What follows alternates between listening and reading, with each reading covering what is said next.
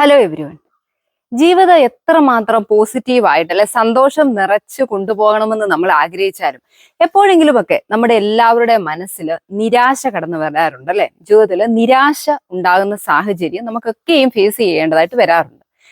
ഈ ചിന്തിച്ചു നോക്കിക്കഴിഞ്ഞാൽ എന്തുകൊണ്ടാണ് നിരാശ വരുന്നതെന്ന് ചോദിച്ചാൽ ചിലപ്പോൾ നമുക്ക് പ്രത്യേകിച്ച് ഉത്തരം ഒന്നും കാണില്ല. വെറുതെ എന്താണ് കാരണമെന്ന് പോലും നമുക്ക് അറിയാത്ത സാഹചര്യങ്ങളിലും ഈ നിരാശ ഉണ്ടാകാറുണ്ട്. എങ്ങനെയൊക്കെ ആയാലും ഈ സാഹചര്യത്തെ നമ്മൾ മറികടന്നേ പറ്റൂ അല്ലെ. ജീവിതം എന്ന് പറയുന്നത് അത് മുമ്പോട്ട് പോകേണ്ട ഒരു കാര്യം തന്നെയാണ്. ഇന്നത്തെ വീഡിയോയിൽ എങ്ങനെ നമുക്ക് ജീവിതത്തിൽ ഉണ്ടാകുന്ന നിരാശകളെ മറികടക്കാം, അല്ലെ നിരാശകൾ ഉണ്ടാകുമ്പോൾ നമുക്ക് എന്തൊക്കെ കാര്യങ്ങൾ ചെയ്ത് അതിൽ നിന്ന് പുറത്തു വരാമെന്നുള്ള കാര്യങ്ങൾ നോക്കാം. നിരാശ ഉണ്ടാകാൻ കാരണമാകുന്ന സാഹചര്യങ്ങളിൽ നിന്ന് നമ്മൾ ഒരു ഇടവേള അല്ലെങ്കിൽ ബ്രേക്ക് എടുക്കാൻ തയ്യാറാവുക. ചിലപ്പോൾ നമുക്ക് ചിന്തിച്ചു നോക്കുമ്പോൾ ജോലി ഭാരം അല്ലെങ്കിൽ ജോലി എന്നും ഒരേ രീതിയിലുള്ള ജോലികൾ ചെയ്യുന്നത് കൊണ്ടായിരിക്കാം മനസ്സിൽ നമുക്ക് നിരാശ വല്ലാതെ നമ്മളെ പിടികൂടുന്നത്. അങ്ങനെയുള്ള സാഹചര്യമാണ് എങ്കിൽ നമ്മൾ എന്ത് ചെയ്യണം? ആ ഒരു സാഹചര്യത്തിൽ നിന്ന് ഒരു ഇടവേള അല്ലെങ്കിൽ ബ്രേക്ക് എടുക്കുക.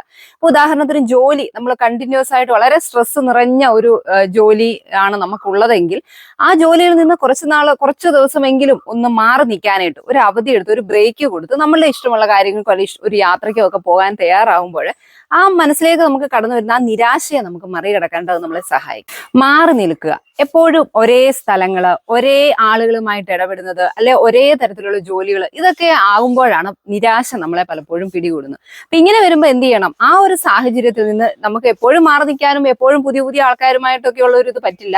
എന്ത് ചെയ്യാം? വല്ലാത്ത ആ ഒരു നിരാശ നമ്മളുടെ മനസ്സിൽ വരുമ്പോൾ ആ ഒരു സാഹചര്യത്തിൽ നിന്ന് നമ്മളൊന്ന് മാറി നിൽക്കാനായിട്ട് തയ്യാറാവുക. ഞാൻ നേരത്തെ പറഞ്ഞാൽ നമുക്ക് ഇഷ്ടപ്പെട്ട ഒരു യാത്രയ്ക്ക് പോകാം, അല്ലെ ഇഷ്ടമുള്ള എന്തെങ്കിലും ഒരു കാര്യം ഒക്കെ ചെയ്തുകൊണ്ട് നമുക്ക് ഈ നിരാശയെ നമുക്ക് മറികടക്കാനായിട്ട് സാധിക്കും. അതുപോലെ തന്നെ നമുക്ക് തന്നെ അറിയാം, നമ്മളൊരു യാത്രയ്ക്ക് പോവുകയാണ്, പോയി കഴിഞ്ഞ് തിരിച്ചു വരുമ്പോൾ നമ്മൾ കുറെ നാളത്തേക്ക് നമുക്കൊരു പോസിറ്റീവ് എനർജിയാണ് അല്ലെ, ഒരു ഫ്രഷ് മൈൻഡ്, എല്ലാം ചെയ്യാൻ ഒരു ഉത്സാഹം. എന്തുകൊണ്ടാണ്? കാരണം അതുവരെ ഉണ്ടായിരുന്ന നമ്മുടെ സാഹചര്യത്തിൽ നിന്നും നമ്മൾ മാറി ഒരു മാറ്റം കൊണ്ടുവന്നത് കൊണ്ടാണ് നമുക്ക് ആ പുതിയൊരു എനർജി ഫീൽ ചെയ്യുന്നത്. അപ്പൊ എപ്പോഴും അങ്ങനെ ആയിരിക്കാനായിട്ട് നമ്മൾ ശ്രദ്ധിക്കുക. ആ ആയിരിക്കുന്ന അവസ്ഥയിൽ നമുക്കാകുന്ന രീതിയിൽ ചെറിയ ചെറിയ മാറ്റങ്ങൾ വരുത്താനായിട്ട് തയ്യാറാവുക. കമ്മ്യൂണിക്കേഷൻ, തുറന്ന് സംസാരിക്കാൻ തയ്യാറാവുക. നമുക്ക് മനസ്സിന് വിഷമം ഉണ്ടാക്കുന്ന ഒരു സാഹചര്യം അല്ലെ നിരാശ ഉണ്ടാക്കുന്ന ഒരു കാര്യം ഉണ്ടെങ്കിൽ തുറന്ന് പറയാൻ പറ്റിയ ആളുകൾ ഉണ്ടായെങ്കിൽ, അത് ചിലപ്പോൾ നമ്മുടെ ബെസ്റ്റ് ഫ്രണ്ട് അല്ലെ ഫാമിലിയിൽ ആരെങ്കിലും ഒക്കെ നമുക്ക് സംസാരിക്കാൻ, നമ്മളുടെ വിഷമതകൾ കേൾക്കാനും അതിനൊരു ആശ്വാസവാക്ക് പറയാനും പറ്റിയ ആരെങ്കിലും നമ്മുടെ ജീവിതത്തിൽ ഉണ്ടെങ്കിൽ നമുക്ക് അവരോട് തുറന്ന് നമ്മുടെ ആ പ്രശ്നങ്ങൾ പറയുക, ഒരു ഷെയർ ചെയ്യുക. അങ്ങനെ നമ്മൾ പറയുമ്പോൾ നമ്മുടെ മനസ്സിന്റെ വിഷമം കുറയ്ക്കാനായിട്ട് അത് സഹായിക്കും. അല്ലെങ്കിൽ ഈ നിരാശയുടെ കാര്യമല്ല, ആ കാരണം എന്താണെന്ന് നമുക്ക് അറിയാമെങ്കിൽ അവരുമായിട്ട് ഷെയർ ചെയ്യാം. അതിനെക്കുറിച്ച് അവർക്ക് എന്താ പറയാനുള്ളതെന്നൊക്കെ കേൾക്കാം. അപ്പൊ ഇതൊക്കെ വരുമ്പോൾ തന്നെ നമുക്ക് ആ നിരാശയുടെ ആ കാഠിന്യം കുറയ്ക്കാനായിട്ട് അത് നമ്മളെ സഹായിക്കും. അതുപോലെ തന്നെ വളരെ എഫക്റ്റീവ് ആയിട്ടുള്ള ഒരു കാര്യമാണ് എഴുതുക എന്നുള്ളത്. നമുക്ക് ഒരുപാട് മനസ്സിന് വിഷമം തരുന്ന ഒരു സാഹചര്യം നമ്മുടെ ലൈഫിൽ ഉണ്ടാവുകയാണ്, അല്ലെങ്കിൽ ഒരു നിരാശയുടെ എന്തോ ഒരു കാര്യം നമുക്ക് തോന്നുന്നു. അതിന്റെ കാരണം എന്താണെന്ന് കണ്ടെത്താൻ ഒരു അല്പസമയം മാറ്റി വെച്ച് നമ്മളൊന്ന് എഴുതാൻ തയ്യാറാവുമ്പോൾ അത് നമ്മൾക്ക് നല്ല ഒരു മാറ്റം നമ്മുടെ ലൈഫിൽ കൊണ്ടുവരാനായിട്ട് സഹായിക്കും. അതായത് നമ്മൾ എഴുതുമ്പോൾ ആ കാര്യത്തെക്കുറിച്ച് നമുക്ക് നിരാശ ഉണ്ടാക്കിയ ആ കാര്യം എന്താണ് എന്നതിനെക്കുറിച്ച് നമ്മൾ ചിന്തിക്കാൻ അല്പം സമയം മാറ്റി വെക്കുകയാണ് അല്ലെ. അങ്ങനെ എഴുതുമ്പോൾ അതിനെ മറ്റൊരു കാഴ്ചപ്പാടിൽ കാണാൻ, ആ പ്രശ്നത്തെ കാണാനും അതോടൊപ്പം തന്നെ ആ പ്രശ്നത്തിന് നമുക്ക് കഴിയുന്ന രീതിയിൽ ഒരു പരിഹാരം കണ്ടെത്താനായിട്ടും ഈ എഴുതുന്നത് വഴി നമുക്ക് സാധിക്കും. എക്സസൈസസ്, വ്യായാമം ചെയ്യുന്നത് നമുക്ക് നിരാശ ഉണ്ടാകുന്നത് ഒഴിവാക്കാനായിട്ട് നമ്മളെ ഒരുപാട് സഹായിക്കുന്ന ഒരു ഘടകമാണ്.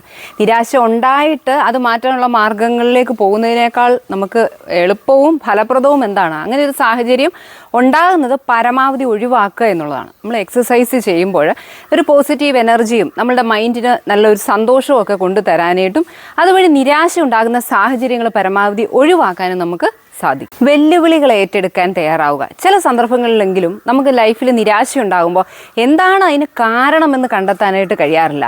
അല്ലെങ്കിൽ ചിലപ്പോൾ കാരണം അറിഞ്ഞാലും അതിനൊരു പരിഹാര മാർഗവും നമുക്ക് കിട്ടാറില്ല. അങ്ങനത്തെ ഒരു സാഹചര്യങ്ങളൊക്കെ ലൈഫിൽ ഉണ്ടാകാറുണ്ട്. ഇങ്ങനെയുള്ള സിറ്റുവേഷനിൽ നമുക്ക് ഈ നിരാശയെ മറികടക്കാനായിട്ട് ചെയ്യാൻ പറ്റുന്ന ഒരു കാര്യമെന്ന് പറയുന്നത് ഏതെങ്കിലുമൊക്കെ വെല്ലുവിളികൾ, ചലഞ്ചസ് ആയിട്ടുള്ള കാര്യങ്ങളിൽ നമുക്ക് ശ്രദ്ധ കേന്ദ്രീകരിക്കുക, അങ്ങനെയുള്ള ഒരു കാര്യം ചെയ്യാനായിട്ട് ഏറ്റെടുക്കുക എന്നുള്ളതാണ്. അതെന്തെങ്കിലും ഒരു പ്രോജക്റ്റോ അല്ലെങ്കിൽ നമ്മളായിരിക്കുന്ന മേഖലകളിൽ നമുക്ക് ഏറ്റെടുത്ത് ചെയ്യാനായിട്ട് സാധിക്കുന്ന അതൊരു ചലഞ്ചായിട്ട് നമ്മൾ ഏറ്റെടുത്തുകൊണ്ട് പറ്റുന്ന കാര്യങ്ങളിലേക്ക് ഫോക്കസ് ചെയ്യുക. ഇങ്ങനെ നമ്മൾ ചെയ്യുമ്പോൾ നമ്മുടെ മനസ്സിലെ നെഗറ്റീവ് ചിന്തകൾ, നിരാശയൊക്കെ ഉണ്ടാകുന്ന സാഹചര്യങ്ങൾ ഒഴിവാക്കാനായിട്ട് അത് നമ്മളെ സഹായിക്കും. സ്വയം കുറ്റപ്പെടുത്താതിരിക്കുക. മനസ്സിൽ നിരാശകൾ ഉണ്ടാവുമ്പോൾ നമ്മൾ പലപ്പോഴും ചെയ്യുന്ന കാര്യം നമ്മളെ തന്നെ കുറ്റപ്പെടുത്തുകയാണ് അല്ലേ. എപ്പോഴും എനിക്ക് ഇങ്ങനത്തെ ചിന്തകളാണ്, അല്ലെങ്കിൽ എന്തുകൊണ്ടാണ് എനിക്ക് മാത്രം ഇങ്ങനെ വരുന്നത്, ഇങ്ങനെയുള്ള ചിന്തകൾ നമ്മുടെ മനസ്സിലേക്ക് വരുമ്പോൾ നിരാശ എന്ന് പറയുന്ന ആ ഒരു അവസ്ഥ അത് കൂടുകയാണ്. നിരാശ കൂടാൻ മാത്രമേ അത് കാരണമാവുകയുള്ളൂ.